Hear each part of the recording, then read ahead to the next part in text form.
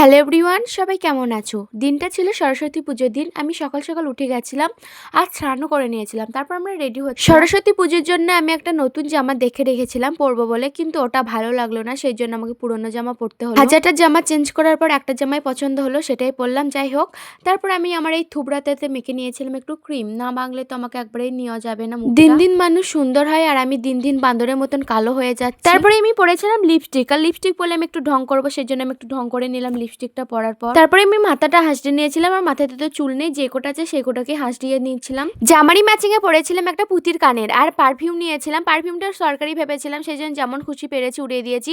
যতই নিজের পারফিউম মাখি না কেন ভালো লাগে না, কিন্তু অন্যজনে মাখলে সেই পারফিউমটা অনেক ভালো লাগে। আমার বলে না, এটা অনেকেরই ভালো লাগে, হয়তো নিজের পারফিউমটা বাদে অন্যজনের পারফিউমটা খুব ভালো লাগে। আর এই জুতোটা হচ্ছে আমার কাল, আর কেন কাল বললাম সেটা আমি তোমাদেরকে পরে বলছি। তারপর আমি চলে এসেছিলাম ঠাকুরতলায়। এসে দেখলাম সবাই জোগাড় করতে লেগেছিল, আমি তো করতে পারবো না, সেই জন্য আমি দূরে থেকে দাঁড়িয়ে দেখছিলাম, কারণ আমার দাদু মারা গেছে, সেই জন্য আমাদের কাল আসু, সেই জন্য আমি কিছু লাড়তে পারবো না, সেই জন্য আমি দূর থেকে দেখছিলাম। আমাদের পাড়ার মায়ের মুখটা কতটা সুন্দর হয়েছে তাই না? আর এদিকে সবাই কাজ করছিল আর আমি সবার ভিডিও করে নিচ্ছিলাম। অনামিকা বলছিল আমাকে বেশি করে নে ভিডিওতে, আমি অনেক কাজ করেছি। কাল কেন বলছিলাম, ওই জুতোটার জন্য আমি পড়ে গেছিলাম। জুতোটা প্রচন্ড স্লিপ, সেই জন্য আমি পড়ে গেছিলাম আর আমার ফোনটা ভেঙে গেছিল।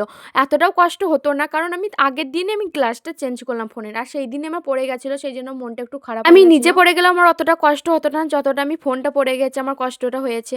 কষ্ট পেলেও কিছু করার নেই, সবকিছু মেনে নিতে হবে। আর এদিকে ছেলে দুটো দেখতেই পাচ্ছ গার্লফ্রেন্ডের সাথে কতটা ব্যস্ত। ওদের যে ভিডিও করেছি আমি সেটা ওরা জানেই না, এতটাই ব্যস্ত ওরা ফোনে। আমার আরো মন খারাপ হয়ে গেছিল, কারণ আমার নখগুলোও সেদিনই ভেঙে গেছিল। আমার সাথে সমস্ত খারাপ ঘটনা সেদিনই ঘটেছে।